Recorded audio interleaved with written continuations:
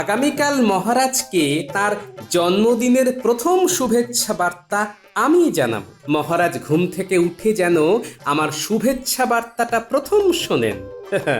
বাকি রাত আমি মহারাজের দরজার সামনেই গোলাপ হাতে ঘুমিয়ে থাকবো। মহারাজের গলা পেলে তবেই চোখ খুলবো।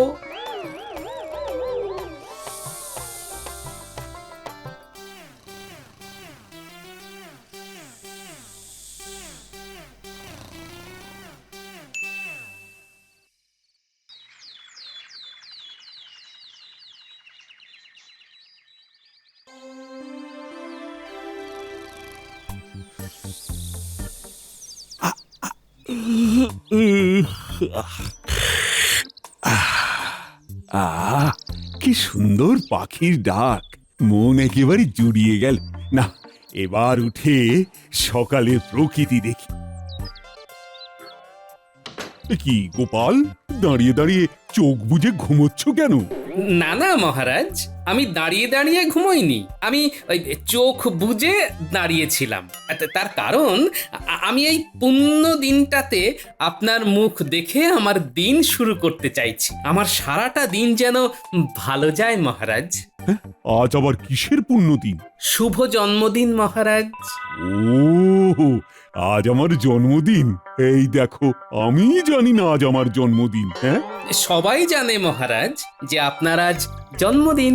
বাবা গোপাল, এত সকালে? ওই একটি উদ্দেশ্য রানীমা, মহারাজকে জন্মদিনে প্রথম শুভেচ্ছা জানানোর জন্যই এত সকালে এসেছি। তার সাথে এই সকালে আপনাকেও প্রাতঃ প্রণাম জানাই। দেখলেন মহারাজ, গোপাল আপনাকে কত ভালোবাসে। এটা ঠিক বলেছ, গোপাল আমায় খুব ভালোবাসে। মহারাজ আর আমার রানীমা, আপনারা দুজন আমার আদর্শ। এই গোটা কৃষ্ণনগরের অত্যন্ত শ্রদ্ধার। তাই আজ আমার এক কাজে দুই কাজ হয়ে গেল। এবার আমি আসি। আরে এত সকালে এসেছো, শুধু মুখে তো যেতে দেব না। আমি তো শুধু মুখে যাচ্ছি না রানীমা, আপনাদের দুজনের এত সুন্দর হাসি মুখ আর মধুর ব্যবহার মন ভরে নিয়ে যাচ্ছি। আবার তেক্ষুনি আসবো। গোপালের সাথে কথায় পারা সম্ভব নয়। ঠিক আছে গোপাল, এখনকার মতো তুমি এসো। প্রণাম মহারাজ। প্রণাম রানীমা।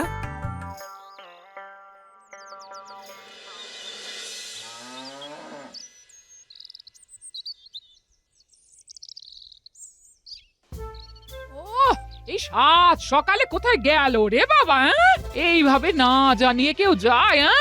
কোথায় গেল কোথায় গেল কোথায় গেল রে বাবা? এসে গেছি এসে গেছি, একদম চিন্তা করো না। এই যে, এত সকালে গিয়েছি রে কোথায়? মহারাজ দর্শনে। শুধু মহারাজ কেন, সাথে রানীমা। কি এমন প্রয়োজন ছিল শুনি যে কাউকে কিছু না জানিয়ে, এমনকি আমাকে না জানিয়ে দরজা খোলা রেখে চলে গেলে? প্রথমেই ক্ষমা চেয়ে নিচ্ছি গিন্নি, তোমাকে না বলে যাবার জন্য। আসলে আজ মহারাজের জন্মদিন। আমি সকলের প্রথম মহারাজকে প্রণাম জানাতে গিয়েছিলাম গিন্নি। ও মা, তাই নাকি গো? আজ মহারাজের জন্মদিন। মহারাজ তোমাকে দেখে খুব খুশি হয়েছেন বলো? খুব খুশি হয়েছেন।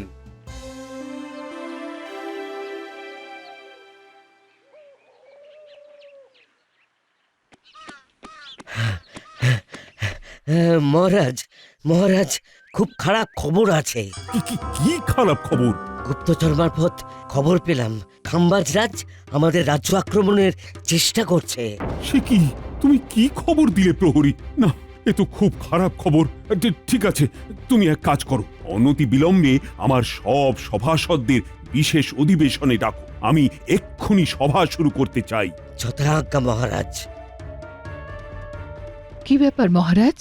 প্রহরী কি খবর দিয়ে গেল? খুব খারাপ খবর আছে রানী।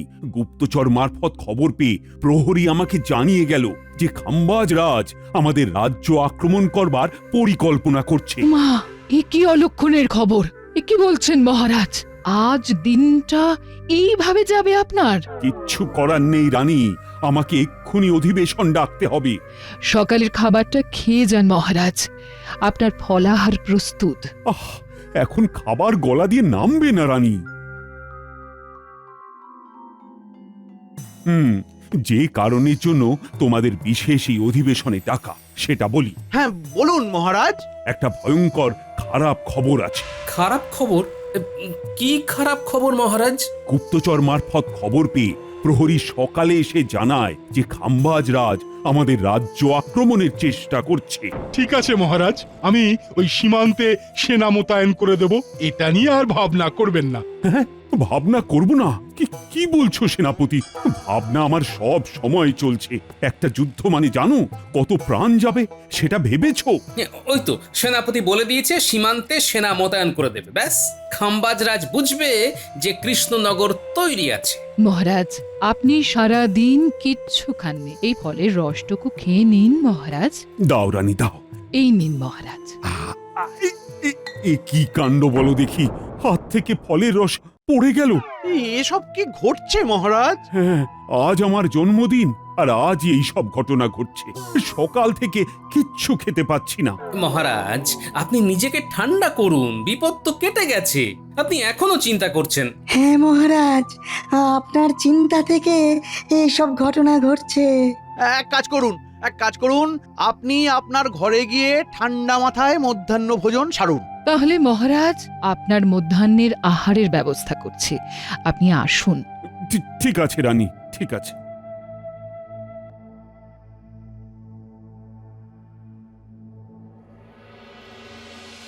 আজ তো মহারাজের জন্মদিন, মহারাজের ছকটা একটু দেখি। আজকে রাশি নক্ষত্রটা ঠিক কোন জায়গায় অবস্থান করছে। আমি একটা কবিতা লিখেছিলাম আজকের দিনটাকে মনে রেখে। মহারাজ মধ্যাহ্ন ভোজন করে আসুক, তারপর মহারাজকে শোনাবো। ঠিক আছে, মহারাজ নিশ্চিন্তে খাওয়া সেরে আসুক, তারপর না হয় শুনিও।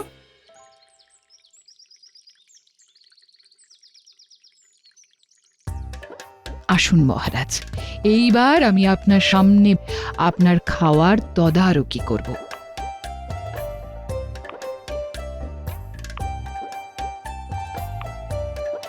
বাহ বাহ, আজ যে একেবারে এলাহি আয়োজন করেছো। হ্যাঁ, আজ তো একটা বিশেষ দিন, আপনার জন্মদিন বলে কথা।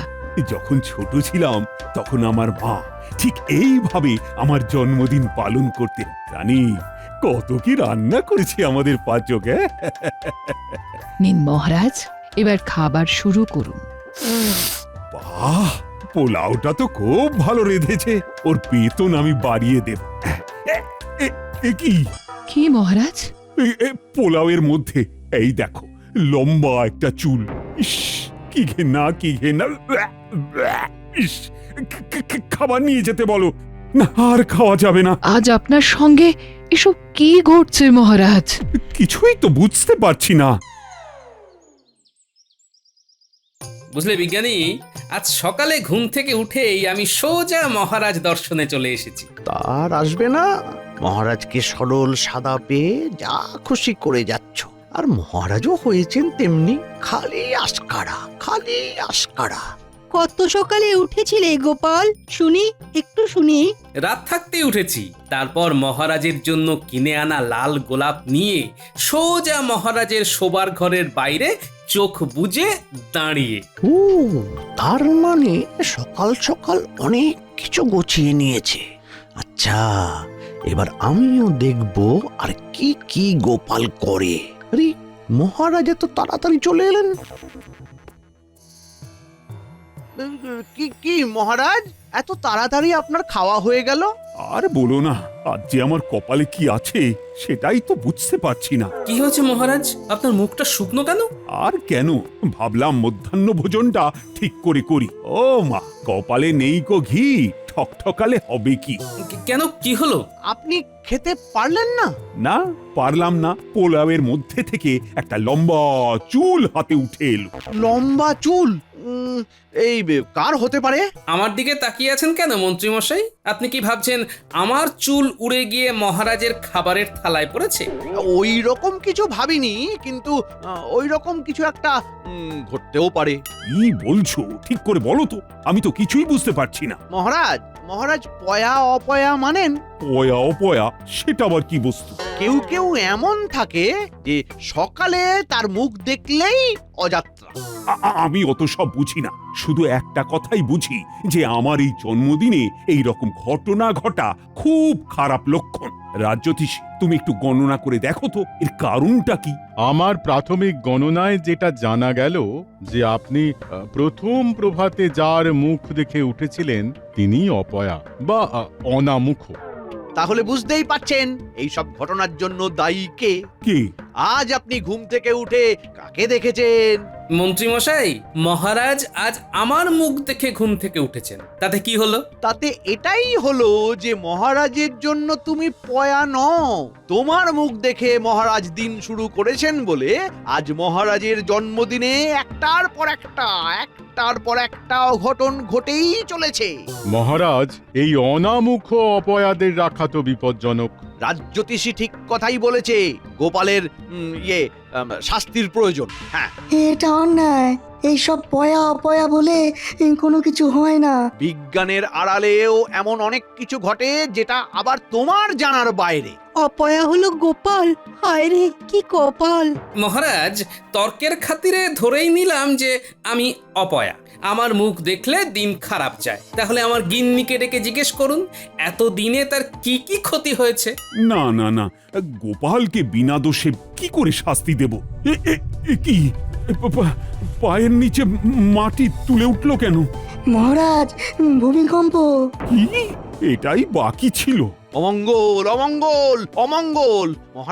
মহারাজ আজ ভয়ঙ্কর অমঙ্গলের দিন।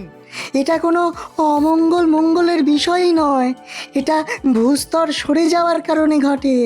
গ্রহ নক্ষত্রের বিচারে আরো খারাপ সময় আসছে।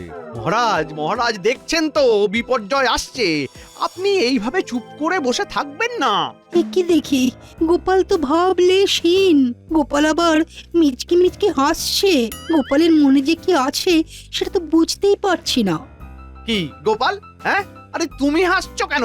তুমি কি জানো যে এই বিপর্যয়ের জন্য দায়ী তুমি? আর তাই হাসছো? হ্যাঁ, সত্যি তুমি ফিক ফিক করে হাসছো কেন? এখানে বিপর্যয়ের পর বিপর্যয় চলছে আর তুমি হাসছো। তোমার খুব মজা লাগছে, তাই না? হ্যাঁ মহারাজ, সত্যি খুব মজা লাগছে, কিন্তু কেন লাগছে সেটা এখন বলবো না। বলবে না মানে? হ্যাঁ, কেন বলবে না? বলতে তোমাকে হবেই। এই বিপর্যয়ের পরও তোমার মজা আসছে? না না, আর আমি তোমাকে সহ্য করতে পারছি না। শাস্তি দিন মহারাজ, এই বেয়াদপির শাস্তি প্রয়োজন। গোপাল, তোমাকে এর শাস্তি পেতেই হবে। জয় মা, মা মুখ তোলো, মা মুখ তোলো। আরে আমি শাস্তি নেবার জন্য প্রস্তুত। কি শাস্তি আমাকে দেবেন? ও গোপাল, তুমি কি হলে পাগল? খুলে গেল তোমার মাথার আগল? না গো সভাকবি, মাথা আমার ঠিক আছে। আমি মহারাজের কাছ থেকে শুধু শাস্তিটা কি সেটা জানতে চাইছি। ও মহারাজ, বলুন না কি শাস্তি দেবেন মহারাজ, বলুন না। তোমাকে ফাঁসি দেওয়া হবে। মা, তাই? ফাঁসি? তাই আমার মাসি নাই। ফাঁসি আমার মাসির বাড়ি, কারাগারে যাব তাড়াতাড়ি। গোপাল, তোমার মাথা ঠিক আছে তো? এখানে সবার থেকে আমার মাথা একেবারে ঠিক আছে, একেবারে ঠিক। শোকে মাথা একেবারে গেছে। না মহারাজ একেবারে আমল দেবেন না। এই সব ভুলিয়ে দিয়ে ঘেটে ঘন্ট করে দেবার জন্য করছে পাগলের অভিনয়। আরে দূর, কি যে বলেন না মন্ত্রী মশাই। আমি হাসি হাসি ফাঁসির দড়ি গলায় নেব বলে বসে আছি। আমি যা অপরাধ করেছি তাতে আমার নিজেরই এত লজ্জা হচ্ছে যে মুখ লোকাতে পারছি না। আমি বরং আপনার আড়ালে যাই। এই গোপাল কি করছো? আরে ছাড়ো, আরে ছাড়ো আমায়। এই গোপাল, আমার কাতুকুতু লাগছে। ও আরে কাতুকুতু লাগছে তো। গোপাল, থামো বলছি। এই প্রহরী, গোপালকে ধরো। ও থামো। এসো প্রহরী, তুমি নাও বন্দি করি। আহা মরি, কারাগারে গিয়ে খেলবো আমি লুকোচুরি। খেলবেন নাকি মন্ত্রী মশাই? সারাদিন খাওয়া নেই, দাওয়া নেই, তার উপরে গোপালেরই ভাড়ামি আমি আর নিতে পারছি না। নাও, একে কারাগারে দিয়ে এসো। 1 মিনিট, কারাগারে যাবার আগে আমি একবার আমার সহধর্মিনীর সাথে দেখা করতে চাই। এটাই আমার শেষ ইচ্ছে মহারাজ।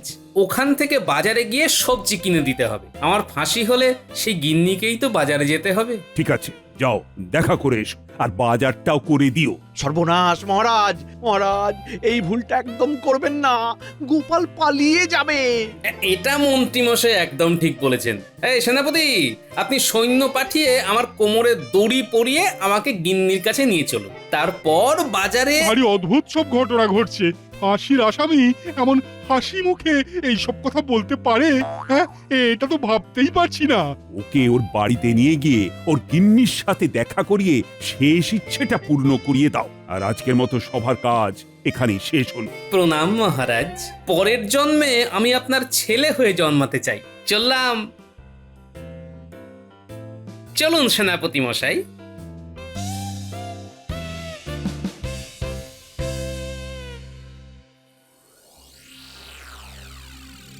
এ কি সর্বনাশ হলো গো! আরে তুমি কাঁদছো কেন? আমি অনামুখ, তাই আমার শাস্তি হয়েছে। অনামুখদের বেঁচে থাকবার কোনো প্রয়োজন নেই গিন্নি। ও গোপাল দাদু, আমরা আমরা সবাই মহারাজকে বলি এই কাজ উনি করবেন না। আমাদের আমাদের দাদু চলে গেলে আমাদের গল্প বলবে কে? আমরা যে সবাই অনাথ হয়ে যাব। আমরা সবাই অনশন করব। ঠিক বলেছিস, এটাই উচিত হবে। হ্যাঁ গো গিন্নি, আজ বাজার থেকে কি নিয়ে আসবো বলো তো? এই বিষ নিয়ে আসো, আমি বিষ খাবো গো। আহা, ঘরে কি কি বারণ তো সেটা চটপট বলে ফেলো দেখি। বলছি সব তো আছে, শুধু বিষটাই নেই। ওই বিষটাই নিয়ে আসো। মহারাজে কি করলেন? যা করেছেন আমার ভালোর জন্যই করেছেন, বুঝতে পারছো না? কি ভালো কাজ সেটা আগে বলো। হ্যাঁ, চলো সবাই বাজারে চলো। বাজারে কি ভালো হয়েছে সেটা আমি বলবো। চলো সবাই বাজারে চলো। তুমি বাজারে কি করবে? হ্যাঁ? মহারাজের প্রশংসা করব। গিন্নি, আমি তোমাকে বড় ভালোবাসি।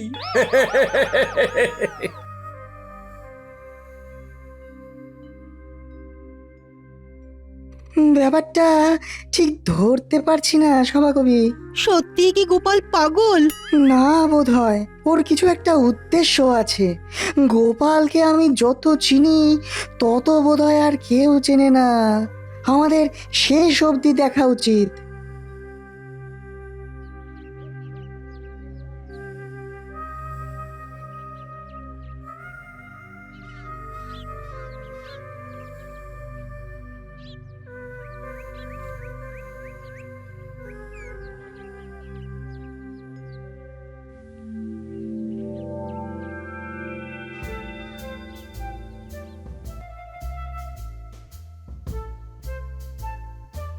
চলুন মহারাজ, গোপালের ফাঁসিটা দেখে আসি। বলছি, কাজটা কি ঠিক হলো না? ফাঁসিটা বরং রদ করে দিই। না না মহারাজ, মহারাজ আপনি দুর্বল হবেন না। হব না বলছো? ঠিক আছে, তাহলে হলাম না। চলো। কোথায় যাব মহারাজ? গোপাল বাজারে কি বাজার করছে দেখতে ভীষণ ইচ্ছে করছে। চলো।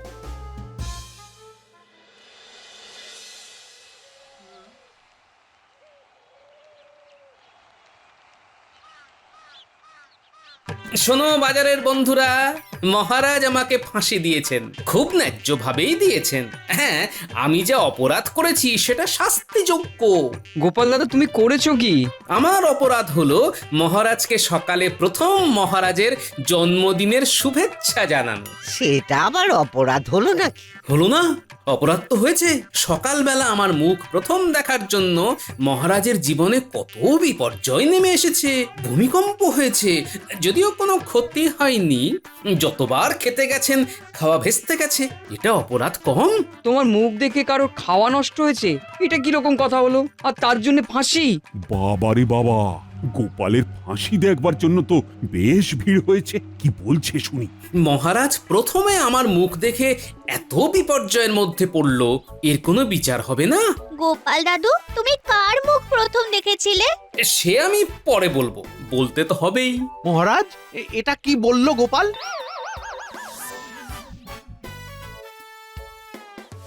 সর্বনাশ, আমি বুঝতে পেরেছি। গোপাল কি বলতে চাইছে? আমার ফাঁসি হবে ওতেই হবে, কিন্তু আমার যদি একদিনের ফাঁসি হয় তাহলে আমি যার মুখ প্রথমে দেখেছি তার শাস্তি হবে না কেন? আমার যদি একদিনের ফাঁসি হয় তবে তার হবে 7 দিনের ফাঁসি। নিশ্চয়ই হবে। কে, শুধু তার নামটা বলো। তোমার গিন্নি নয় তো গোপাল দাদা? না না না, আজ আমি ওর মুখ দেখে উঠিনি। ওর মুখ দেখে উঠলে কি আর আমার এই অবস্থা হয়? আমি মহারাজের মুখ দেখেছি প্রথম। ভেবেছিলাম আজ আমার দিনটা ভালো যাবে, কিন্তু কোথায় কি, পান্তা ভাতে ঘি। শোনো গোপাল, শোনো, আমি সব বুঝেছি। আমি তোমার ফাঁসি রদ করলাম। তোমার বুদ্ধিতেই আছে সিদ্ধি। মন্ত্রী, আমি ভাবছি তোমাকেই এই ফাঁসিতে চাপিয়ে দিই। কেন মহারাজ, আমার অপরাধ? সব সময় গোপালের বিরুদ্ধে আমাকে উস্কে দাও। প্রহরী, ধরো ধরো মন্ত্রীকে। মন্ত্রীকেই আমি 7 দিনের ফাঁসি দেব। কি জপলায়তি সজীবতি! ওরে বাবারি! পালাও পালাও! গোপাল, এসো এসো, আমার বুকে এসো। তুমি ছাড়া আমার কোনো গতি নেই। বলো সবাই, গোপালের জয়, জয় গোপালের জয়। জয় গোপালের গোপালের জয়। জয়